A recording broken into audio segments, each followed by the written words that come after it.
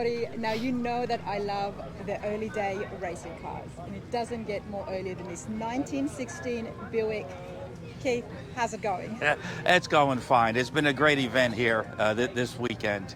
This is actually a 1913 Buick. 13, sorry. That originally started out as a passenger car. Okay. And it was crashed in 1913 and sold to a 17-year-old kid who took the touring car body off of it and built this speedster body you see on it now. In 1914, he took it to a racetrack in New Jersey called Hohokus Speedway, and the first ever race on that historic track, this car won in 1914. Then it ended its racing career. It was turned back into a street car, and it was run on the streets of Paterson, New Jersey from 1915 to 1949. So Keith, I want to just stop you there for a moment. It was a passenger car, came out in 1913, and in 1914, a 17-year-old Yes. transformed it into a racing car. Yes. Now, what did the 17-year-old do? The 17-year-old, he took the body off, and he handmade this speedster body that's on it now. So this entire body, with the exception of the hood and grille, but the body from the firewall back, he hand fabricated this out of steel, and he built this car. Now, So I'm guessing that when it was a passenger car, obviously it had a wider body yes, and Had more a- seats. had a wider body, had 4 doors. It was a touring car. It was a standard 1913 Buick. Yeah, he did a lot of work. He did a tremendous amount of work because remember, it was crashed, so he had to fix all the crash damage. And then on the motor-wise, kept the original motor, but he put the Zenith carburetor on it for high performance, and he put a stronger magneto on it for a hotter spark. Other than that, it retains the original motor. So through the years, the car was actually saved by this fella that bought it in 1915 from him, and he owned it till 1949. And who was this person who owned it from 19? He was a local businessman in Paterson that had a bar, a pool hall, and he also had a brothel. There you go. So it's a 1915 Pimpmobile. I hope you all heard that 1915 Pimpmobile. Now, before we continue, Keith, you've got a picture of this gentleman, of the businessman. Yeah. Let's go and have a look at that. Okay. You know, the reason I'm asking about this because I'm fascinated with the history of cars. Okay. Here he is. This picture is from 1915. What I love the most about this car, besides the fact it's such an awesome antique, is that you have the history and you know so much about it. How were you able to track down, I mean, well, for starters, how long have you had it for? I've only had it for a year. A friend of mine has owned it for 20 years. He's not the one that restored it. Okay. When the car was discovered in the early 70s in a garage, very intact. The car was not destroyed. The car was, no parts were missing. It was exactly the way you see it now, just it wasn't painted. So it went through an extensive restoration in 1974.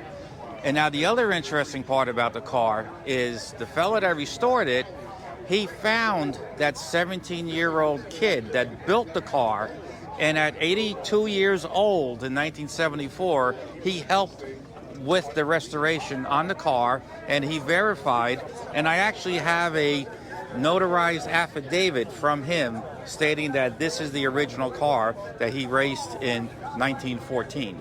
I would have loved to have been there when this man was contacted to say that the car that you rebuilt when you were 17 years old, we've got it, and we need your help to restore it. The photo of him sitting in this car after it was completed with a smile on his face from ear to ear. Let's have a look at that. Sorry, I don't have that photo here. Didn't I see it yesterday? Yeah, but I left the photo album in the truck. But I did see the car. That's all right. I did see the car, and this man was just smiling from ear to ear, and it was just amazing. I mean, I could just see the happiness in him, and you could all imagine what it would have been like to be contacted and say, when you rebuilt that car. I mean, to have that skill at the age of 17. Do you know what the man did now? The man had a body shop in Paterson, New Jersey. So he had He did body work, mechanical work. He also promoted races at the famous Hinchcliffe Stadium in Paterson, New Jersey. So his hobby continued. Yeah, his hobby continued. He's spent in the automotive industry his whole life. Wow. Okay. Well, let's come back to the 1913 Buick. Okay.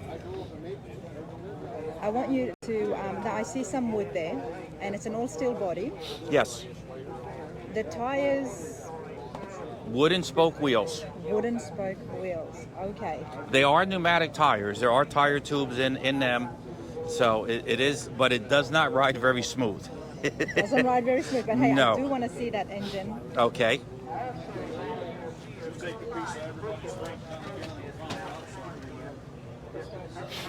So can you tell me what was the additions there to make it into Well, a racing engine? the alterations was this carburetor, Zenith carburetor. Okay, that was for high performance.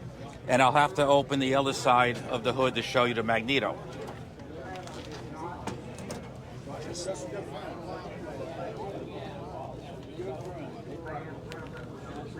And how different is this compared to the modern day dragsters?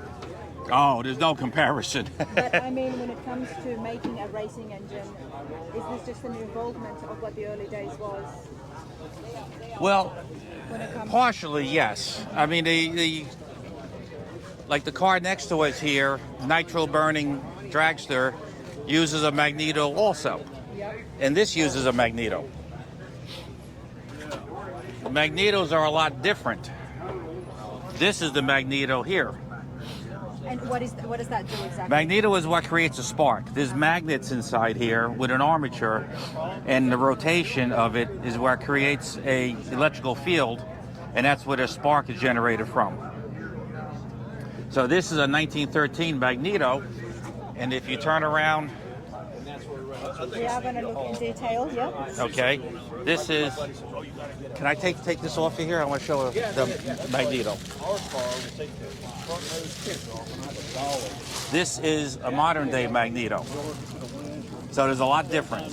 Now this one has 8 cylinders, and this one has 4 cylinders. These are the spark plugs. Now That would have a lot more of a quicker start. Oh yeah. And how long would it have taken to get this started up at the drag strip? This car here. Yeah. This just takes a couple of minutes. It depends if it wants to cooperate. Well, we're going to find that out very soon, everybody, when we turn on the 1913 racing engine. Okay, we'll give that a try. All right, let's give that a try, because you crank the motor. You crank it by hand. That I want to see. Okay, so the procedure to start it, right, is we increase the throttle. We pump the fuel. This is an air pump that pressurizes the fuel tank to push the fuel up to the motor. All right. Then with the magneto turned off, we pull the choke and we prime the motor.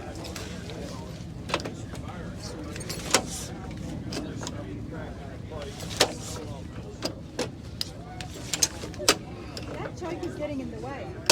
Yeah, it's okay. Now we primed it, so now we can turn the magneto on. And with any amount of luck, this is the magneto switch. Yep. Now it's on. With any amount of luck, it'll start.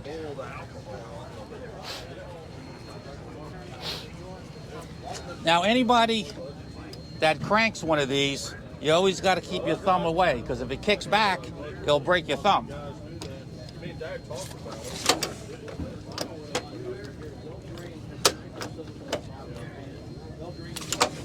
Yeah, see?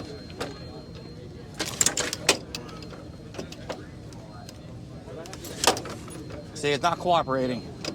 It's too damp out.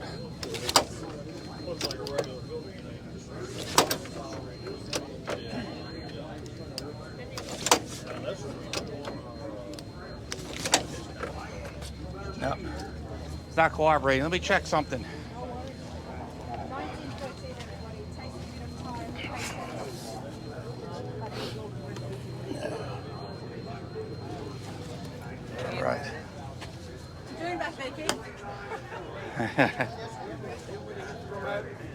Yeah, hit the clicker. Now let me, that's off. Let me prime it again. Oh, pump. I don't want you to.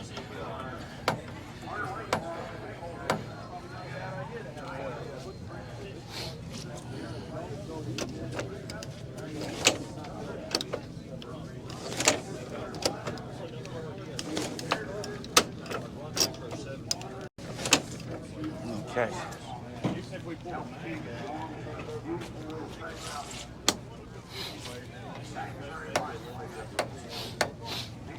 When you stop at the convenience store, you leave it running.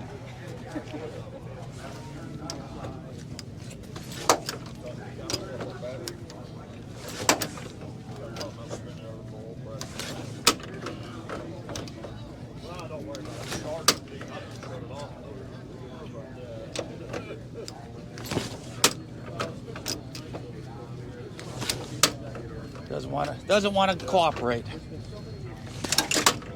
Almost.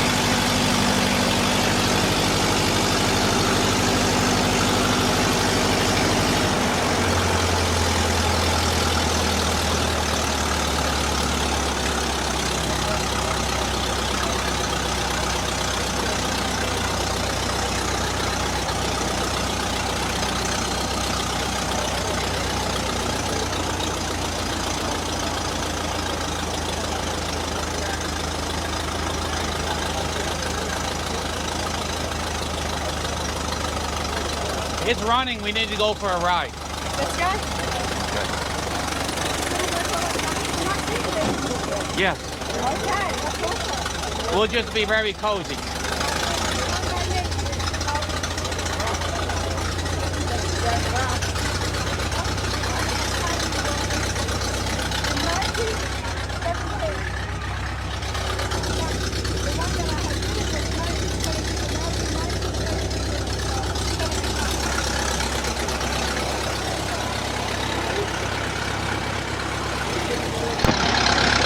Officially, everybody, is going to be the oldest car that I would have had a ride in. I'm super excited about this. The engine's on, why not, right?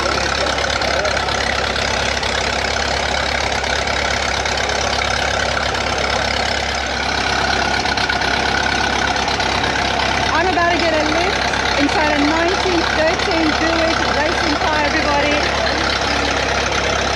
We don't want to miss this.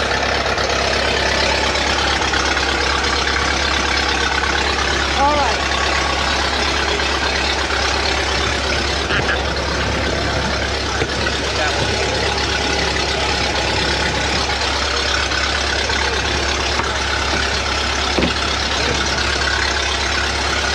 This is absolutely awesome. My highlight of here at Run to the Sun at Myrtle Beach. Keep your legend. Let's go.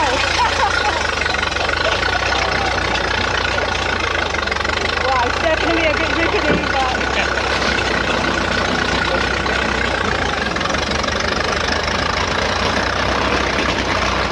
1913 Buick racing. Everybody. Woo! Watch it! You need a bin. You don't have a horn, so we're going to have to shout at people and put them in the room. But check out this absolute beauty, everybody. You got to let some money.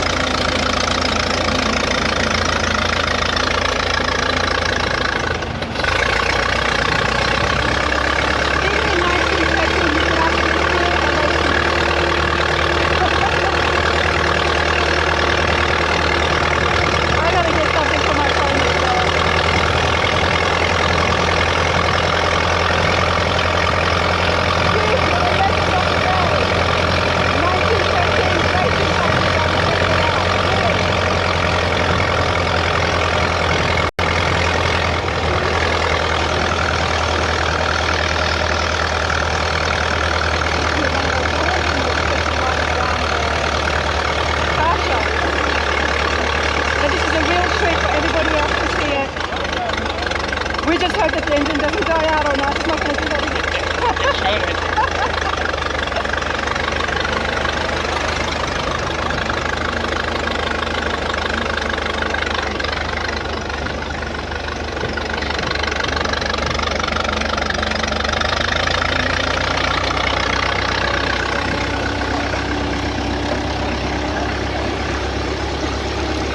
How far do you want to go? Where's next? Well, no, we'll take it back. Even the fact that this has been up and running, how long have you driven it for? How far have you ever taken it? Pretty much just around the park. That's it. When I first got it, I put a few miles on it. Okay. Took my wife out for a ride. Yep. Look behind the scenes for today. Don't promote YouTube channel. Oh, hey everybody, it's Rana from Diamond Radar. I'm filming up my school. I'm here with Keith going a 1913 Buick racing car, and I am so excited because this is the oldest car that I think I've ever had. So if you like classic cars and if you like antique cars, head over to Rana's Radar and check out all the shows and see what I get up to. So hopefully my friend gives us a link on the description and see you there, and yeah, let me know what you're doing. Enjoy your ride. Peace.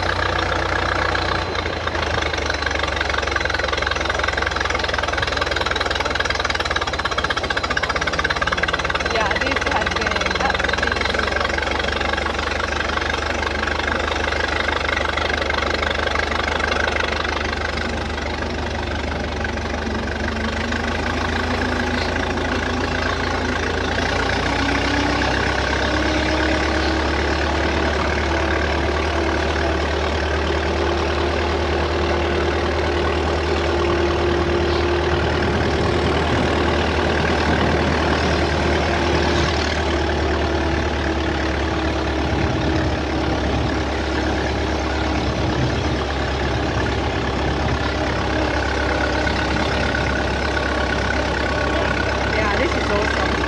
show everybody the insides here. Still had a mirror. It doesn't do much good. No, because of the positioning of it. That mirror was put in so that a car could race at Lime Rock, Connecticut, Lime Rock Park, Okay. for vintage racing. And what was the purpose of it?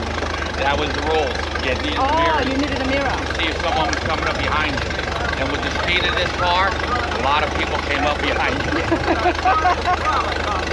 Fair enough. And these are the throttles here? Yes, this actually has a foot throttle, but my feet are too big to fit it, so I have to use the hand throttle. Right. And you've got a, what is that, That's an tachometer? air or- pressure gauge. That tells you how much pressure is in the fuel tank. I'm pumping up the fuel. And how often do you have to pump that fuel while you're driving? Oh, not constantly, but every like 30 seconds. Really? I want to put this over here just so we can get that.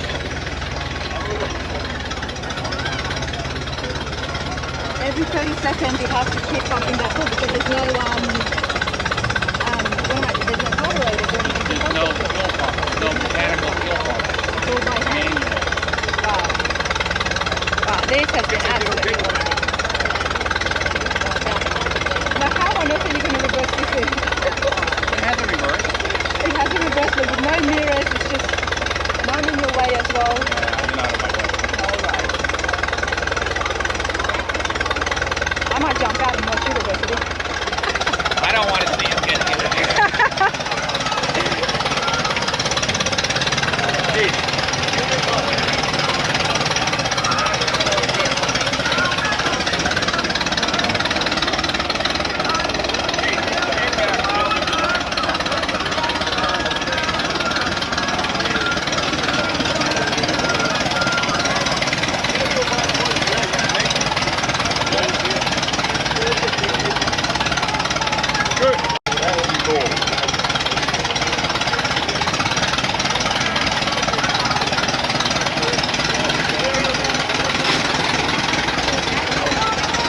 And one switch, it turns off.